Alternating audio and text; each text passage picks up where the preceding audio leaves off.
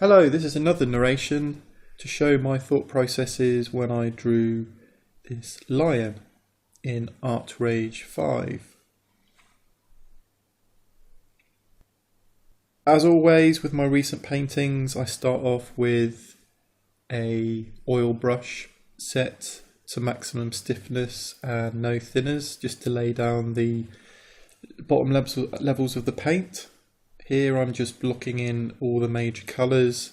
I'm doing the darks and I'm doing the lights. As you can see, I've got the reference on the bottom left hand corner. I was just going for a straightforward copy of reference with a bit of stylisation on top, just to add my own spin to it. Just a straightforward copy. I've decided this time not to do any colour picking from the reference. Therefore I'm just making up my own colours, intentionally starting off quite muted, quite desaturated, so that I can add in some saturated colours and some lights later on. Simply just using the oil brush just to do a tiny bit of blending. Using the clone tool here because I realised that the face was not in the picture as much as it should have been regarding the reference. Simply using the clone tool just to reproduce the right hand side of his face just to fill up the gap, and I can paint over that and blend in as I continue. As you can see there, I'm just painting over what I've just done so it all just fits in. I'm not too bothered, I'm just getting the basic shapes and colours and doing a little bit of blending at this stage. The details will come later on. I have an idea of what I want to do with the details. This is just building up a firm foundation using ArtRage's trusty oil brush.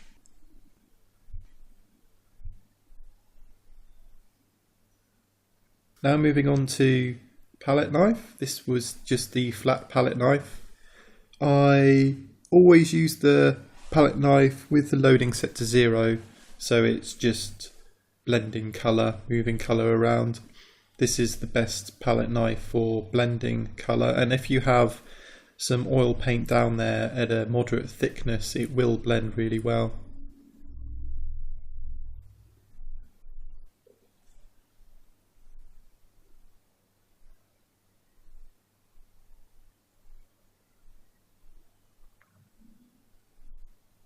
Now moving on to a different palette knife, which is pretty much my favourite to define lines and to move paint around. This is a much thinner version of a palette knife, which I think is called the soft palette knife.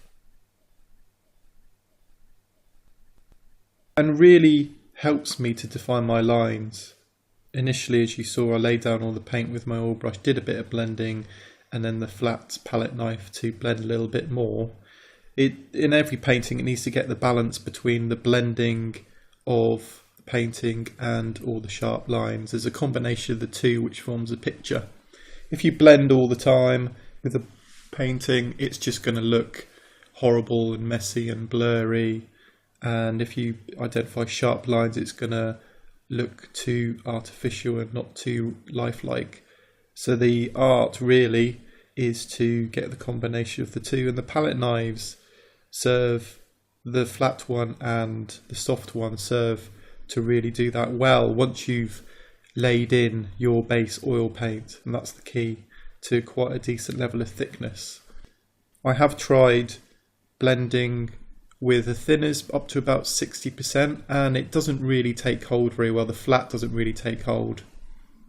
As you can see there, I've just flipped the canvas, which is always very useful to do to spot any immediate mistakes. I think that it was looking moderately okay. I think the eyes looked at slightly the wrong angle and the nose was slightly off. I don't always correct mistakes necessarily if I think they're not too severe, and I'll just say that's just me, that was just me and my style, maybe, possibly. I don't always like to record things amazingly accurate regarding reference. I'm getting to the stage now, I've laid in most of the simple blocks related to the reference, so I'm putting my own style on it now. I'm overlaying, as you can see, a bear fur sticker spray. This would be set to an overlay, therefore the natural colour of the bear fur is making the painting a bit more saturated, which is looking a bit more like the reference now. And this was the idea I had at the start of my painting. That's why I made a lot of the colours quite desaturated. And also, of course, this adds in some nice, although this isn't a bear, I use this bear fur on a lot of animals to bring out the hair or the fur, and it seems to work really well. Maybe it's not exactly the same kind of hair as a lion, but I don't really care about that too much, to be honest. As you can see, I'm varying the size of the brush, I'm varying the colour, putting some lights to make things saturated and some darks in the overlay to add a little bit of variation. Wasn't quite happy with the colours. I wanted a bit of variation in the colours, so I'm playing around with gradient fill there, which I do quite often. To generally get a light coming from a single direction always looks more impressive in a painting than just a flat, straightforward flat colour. As you can see, the reference has a light coming from a certain direction, and my initial painting didn't really come out that way. Here you won't be able to see the dialogues or the pop-ups in the program, but I did actually switch to ArtRage 32-bit and use some of the free filters, the free Photoshop filters that I've picked up over the years. One of them is called Harry's filter, I think, which I really like, which has a whole load of different types of filters. And I was just playing around and seeing what worked and didn't work to add a slightly stylized effect. So that's where you see the grey coming through, and it just adds a bit of extra character, and also with that red background as well, I like the look of that to add a bit of variation into this painting. Here I'm just refining small details now, possibly looking, as I always do at this stage, for a bit of rim light using a colour dodge layer. Struggling a little bit, as you can see, with the whiskers. You would think that they would be the easiest bit to do, but I wasn't really happy with them. I think mainly because my painting had now quite a lot of texture to it. I was trying to balance the texture of the whiskers with the rest of it. If I'm using the pencil tool, I need to add in a little bit of canvas texture so it marries well with the painting.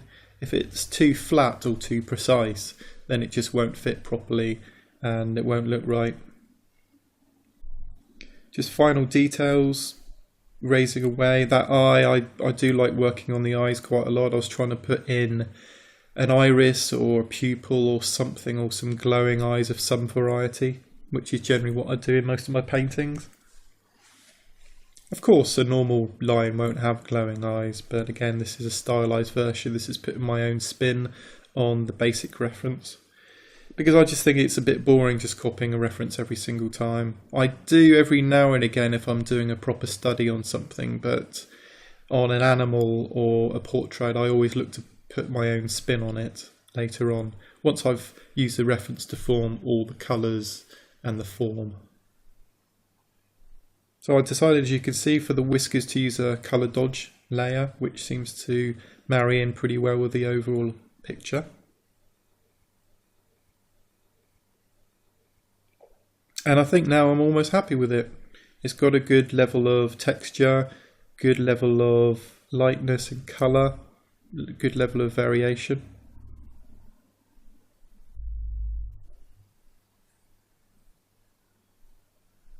Just tweaking the final colours, which I usually do, just sharpening slightly just to bring out the texture. Flipping one last time just to double check that there's nothing glaringly obvious that doesn't look very good.